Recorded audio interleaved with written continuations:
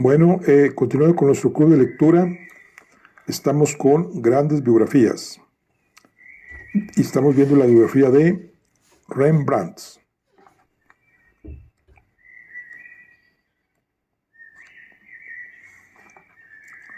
Capítulo 3.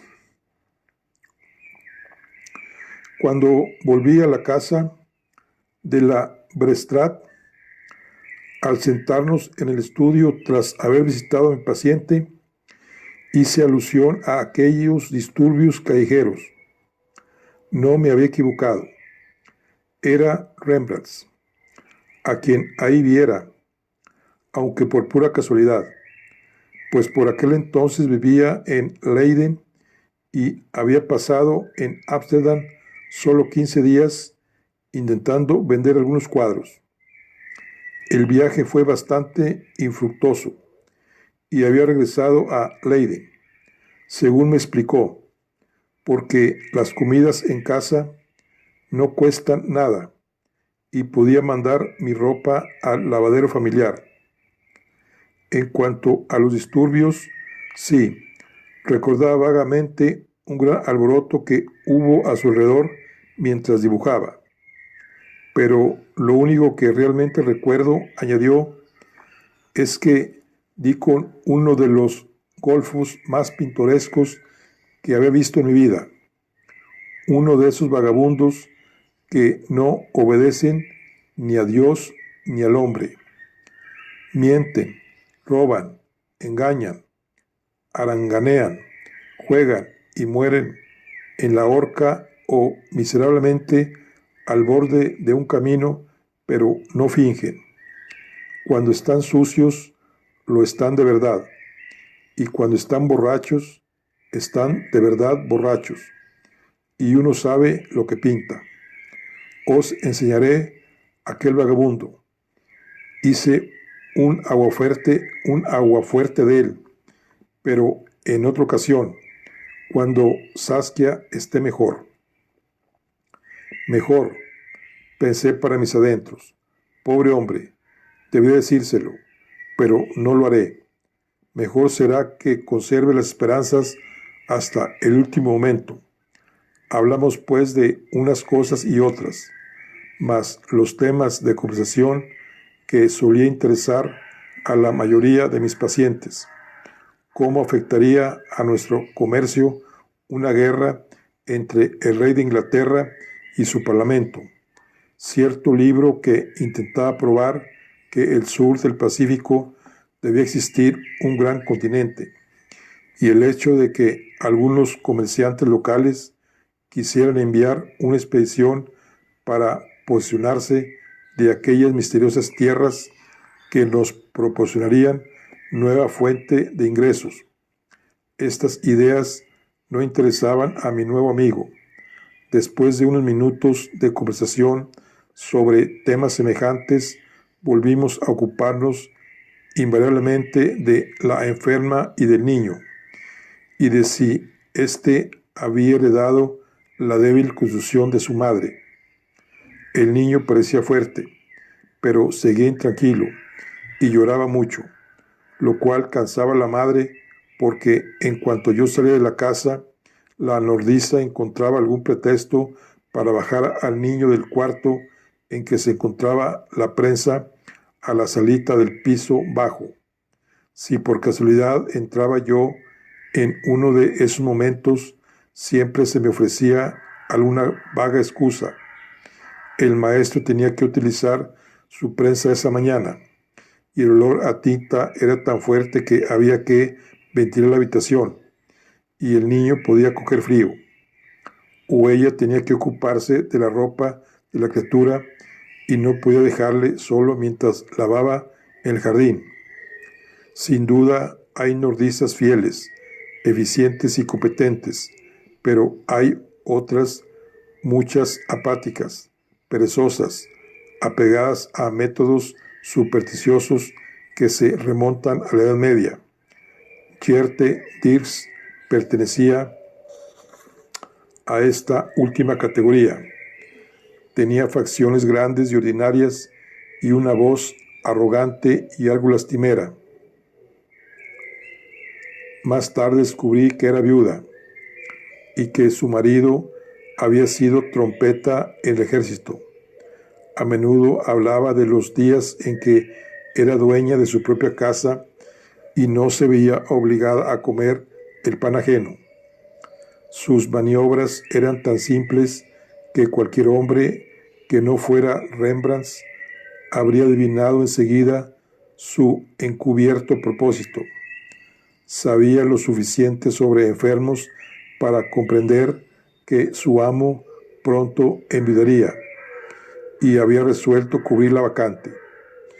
Probablemente suponía que yo, ajeno a la casa, no iba a ser tan fácil de engañar y que intentaría echar por tierra su plan de convertirse en la segunda señora de Van Ryn. Puede creerse que presto a esta mujer más atención de lo que merece, pero poco después de la muerte de Sakya, resultó que en efecto había yo adivinado las secretas intenciones de Gretek y durante años aquella antigua criada, con sus quejas y lamentaciones, amargó la vida del desventurado pintor. Todo esto podía haberlo evitado Rembrandt si hubiera seguido mis indicaciones y la hubiese despedido, pero aquel hombre que no tenía piedad consigo mismo en relación a su trabajo, capaz de vivir, dormir, estar sentado, pintar y pasear con la misma ropa durante semanas y semanas, cuando se interesaba por un problema de luz y sombra, y a quien bastaba con una rebanada de pan y un par de arenques como única comida por espacio de meses, cuando se hallaba demasiado absorto en un aguafuerte para pensar en otra cosa. Aquel hombre era blando como la mantequilla tocante a las mujeres. No las comprendía, y creo que en lo más hondo de su alma no dejaba de detestarlas. Era un hombre vigoroso, fuerte como un toro, y en ocasiones sentía la perentoria necesidad de una mujer, sencillamente una mujer, cualquiera le servía.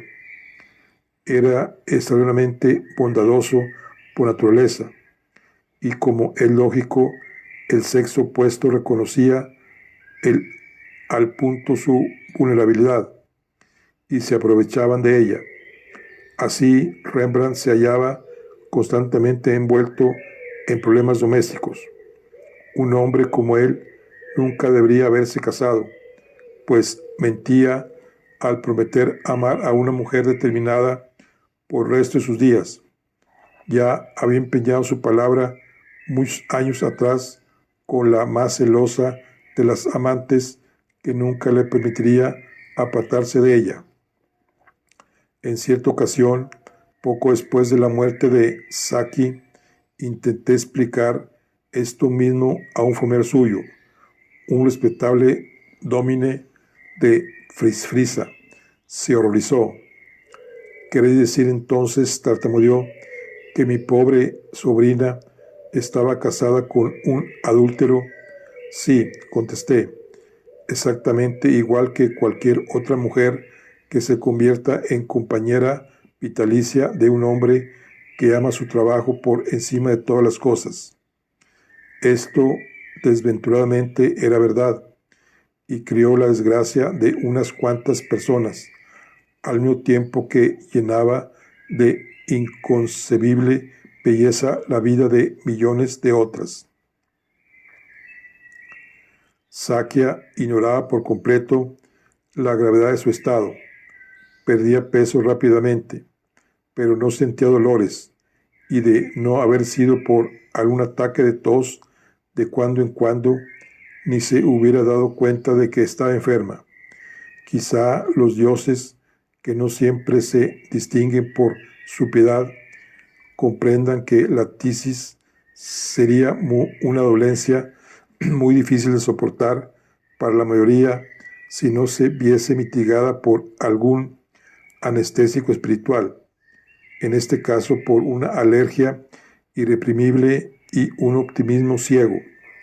Siempre que la visitada, Sakya se encontraba un poco mejor que la última vez que vinisteis a verme, querido doctor. Era tan bonita, tan desvalida, tan paciente y tan inútil que mi corazón rebosaba de lástima por ella, y algunas veces le compraba un ramo en el puesto de flores de la esquina.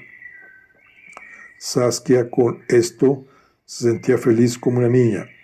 Recuerdo un día que le llevé un ramo de violetas silvestres. Hizo una diminuta corona y se la puso en la cabeza al niño, pues, cómo no, contra todas mis advertencias, continuaba en la habitación en que estaba muriéndose su madre, acomodada en su silla junto a la chimenea. Hasta intentó hacer bailar a Titus sobre sus rodillas, pero el esfuerzo fue excesivo para ella y tuvo un ataque de tos. Cuando quise obligarla a acostarse, se negó y dijo que se sentiría mejor tan pronto como tomara su medicina. Esto me desconcertó, pues yo no le había recetado medicina alguna, excepto una pócima para dormir. Demasiado bien sabía que no hay droga eficaz contra los accesos de esa terrible enfermedad. Descubrí entonces con horror que la incalificable nodriza la había convencido para que tomase una mixtura preparada con cierto conocido charlatán.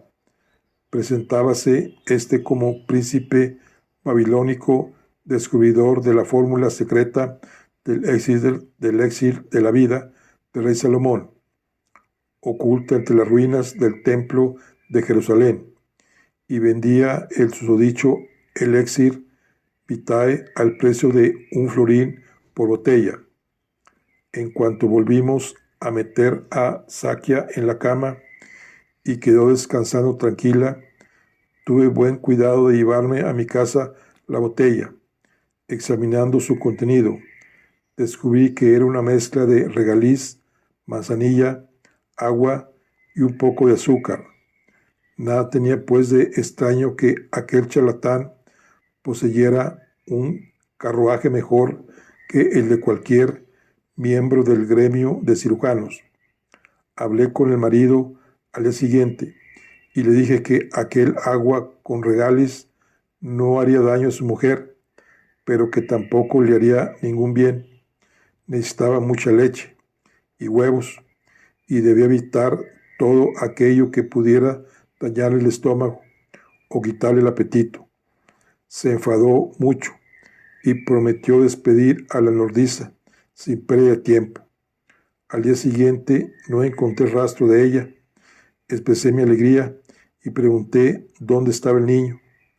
El niño, me contestó el pintor con una mirada que delataba cierta vergüenza. Se lo ha llevado el ama a dar un paseíto. Creyó que necesitaba tomar el aire y hace un día tan hermoso. Un día tan hermoso. Un viento del este cortante como un cuchillo agitaba las persianas. Las calles estaban llenas de polvo. Cuando entré en el cuarto de la enferma, lo encontré saturado de humo y a la madre en la cama jadeante. El ama dijo que no me preocupara. Me susurró con voz enronquecida, pero hay tal tormenta que el viento entra por la chimenea, y como no podía levantarme, llamé, pero no me oyó nadie. Y lloró amargamente porque era aquel uno de los raros días en que su acostumbrada alegría la había abandonado. Yo estaba ahora enfasadísimo con Van Ryn. Había permanecido arriba en su estudio trabajando porque se sentía tan desarmado ante estas crisis domésticas que intentaba convencerse de que no existían. Le dije, sin embargo, que debía hacer algo o yo no me consideraría responsable. De pronto comprendí que aún no se había dado cuenta de la gravedad de su mujer. Se concentraba de manera tan absoluta en sus cuadros que solo una declaración tajante y brutal del inminente desastre podría sacarle de su inconsciencia. Pero esto le hizo adoptar la postura opuesta. Se acusó angustiosamente de negligencia y de ser el asesino de su mujer. Limpió con esmero sus pinceles en un jarro de trementina, lo secó con un trapo, se quitó la blusa que utilizaba para pintar, alejó el caballete de la luz, salió de la habitación, cerrando la puerta con llave, y bajó al piso inferior. Tomó asiento al lado de la cama de su mujer y le cogió la mano. Saskia, querida, le dijo, de ahora en adelante seré yo quien te cuide. Que yo sepa, no volvió a trabajar hasta después de la muerte de su mujer. A partir de aquel momento reinó algún orden en el caserón de la Brestraat. Van Ryn puso un catre en una esquina del cuarto grande. Mandó venir a una mujer para que efectuase la limpieza. Se retiraron las botellas de ácido y los cuencos de resina, y uno o dos cuadros recientes que olían demasiado a barniz fueron relegados al estudio. Se cambió el fuego de turba por otro de leña. Resultaba bastante más caro, pero aquel hombre parecía ganar entonces mucho dinero. Gerter Dix continuó en la casa, pero normalmente no se mostraba en mi presencia. Llevaba al niño a ver a su madre 3 veces al día, y en aquellas ocasiones, si las miradas pudiesen matar, yo habría muerto irremisiblemente. Pero mientras obedeciese mis instrucciones, su odio no me molestaba en absoluto. Mi paciente necesitaba reposo y regularidad en lo horario, y ahora tenía ambas cosas, pues Van Ryn la vigilaba día y noche, con una paciencia y atención tan conmovedoras como infructuosas. Por una vez había conseguido escapar a la horrible amada que hasta entonces no le había dejado respiro, y aunque supe que le había encargado un cuadro de grandes dimensiones para el nuevo casino de la milicia civil, no le vi ocupado en hacer bocetos. Le pregunté si lo había terminado y me dijo que no, que estaba empezando, pero que no había prisa. Permanecía sentado al lado de su mujer horas y horas, hablándole en voz baja, y aquello parecía la mejor manera de hacerla dormir. Ella cerraba los ojos y permanecía muy quieta.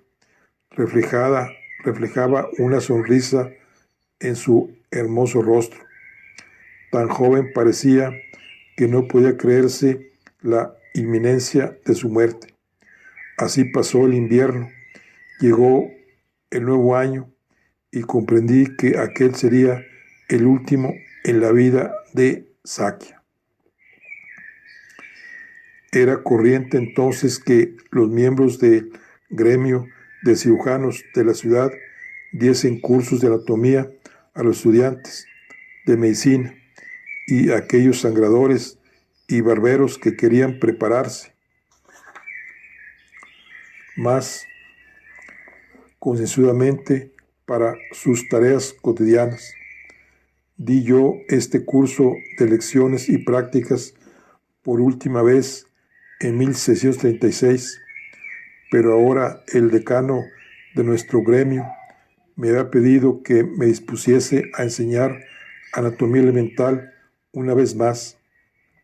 Como llevaba 10 años dedicado casi por completo al estudio de las drogas, sentí la necesidad de refrescar mi memoria y acudí a la sala de anatomía del gremio de cirujanos. No me había pasado por ahí desde mi última serie de lecciones y me sorprendió encontrar una de las paredes completamente cubierta por un cuadro monumental en el que se veía al doctor Nicolás Tull rodeado de sus discípulos. Tull había sido alguacil mayor de la ciudad después de posar para el cuadro y elegido burgomaestro varias veces. El cuadro me impresionó vivamente, pues en él descubrí algo que nunca viera antes en ningún otro, aunque debo confesar que nunca había sabido demasiado de este arte hasta después de conocer a Rembrandt. Claro que siempre hubo cuadros que me gustaban y otros que no me gustaban tanto. Nunca me había preocupado de analizar el porqué, pero ahora de pronto descubrí que los objetos podían tener alma. No me gusta la palabra alma, encierra demasiadas implicaciones teológicas, pero no se me ocurre ninguna otra expresión que describa con tanta exactitud lo que quiero decir.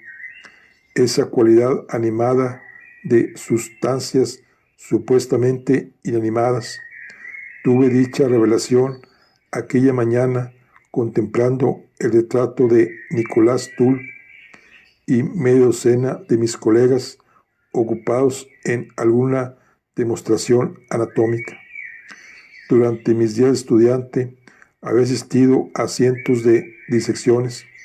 Sabía que se habían puesto de moda entre mis colegas de más renombre el que los retratasen mientras despedazaban alguna desgraciada víctima de la horca o de las salas de beneficencia.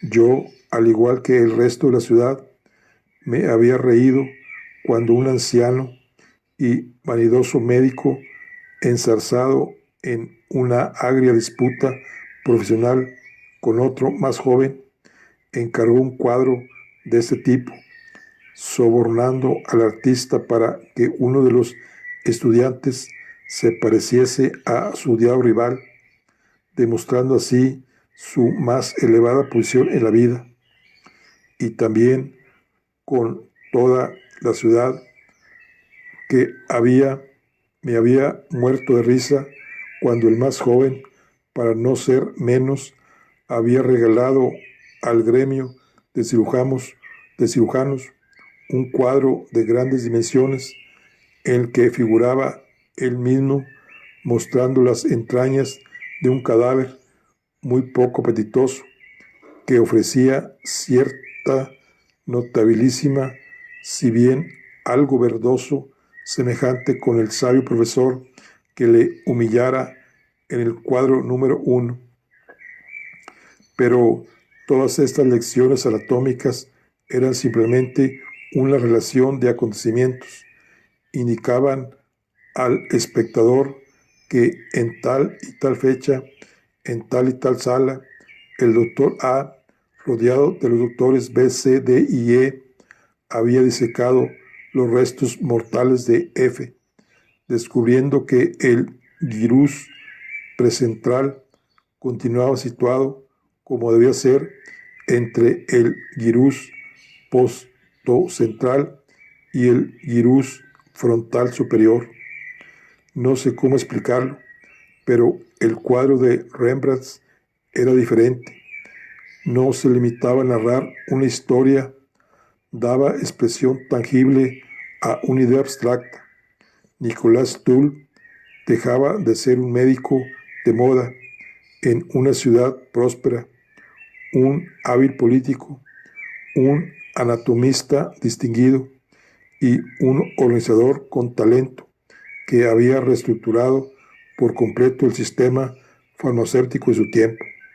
Se había convertido en símbolo viviente de esa divina curiosidad que, investigando los secretos de la naturaleza, podrá algún día liberar a la raza humana de casi todos sus múltiples males y miserias.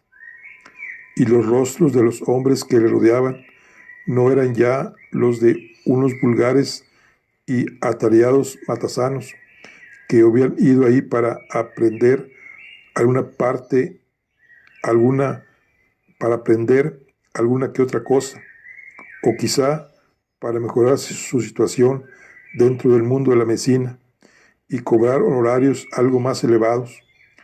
Aquellos ojos miraban más allá del cadáver que tenían delante y veían algo más que los tendones de un brazo, escrutaban el misterio que se esconde tras de toda existencia. ¿Qué fuerza hacía moverse aquellos músculos? ¿Qué fuerza hacía moverse aquellos músculos?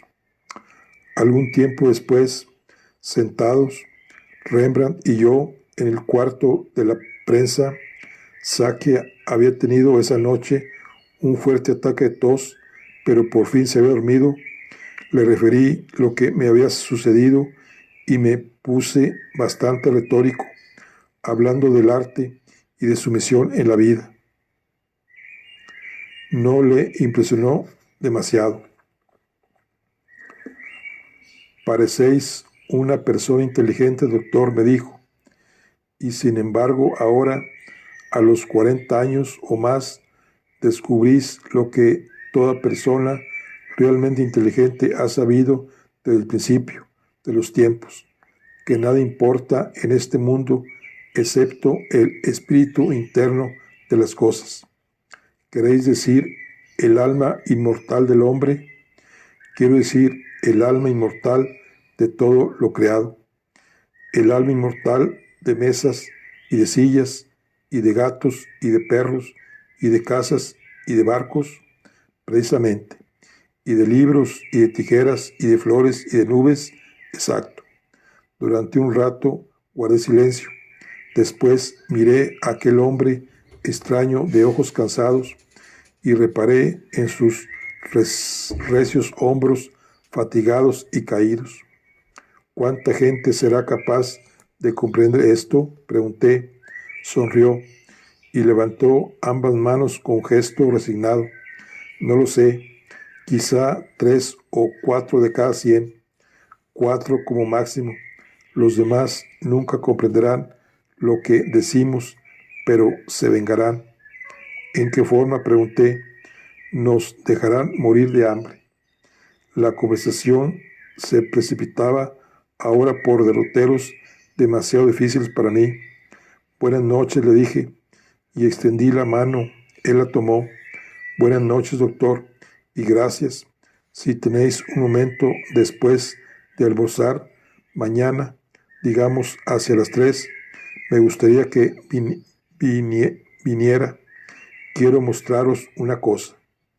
Y después de pronunciar estas palabras, me acompañó hasta el vestíbulo y me deseó las buenas noches.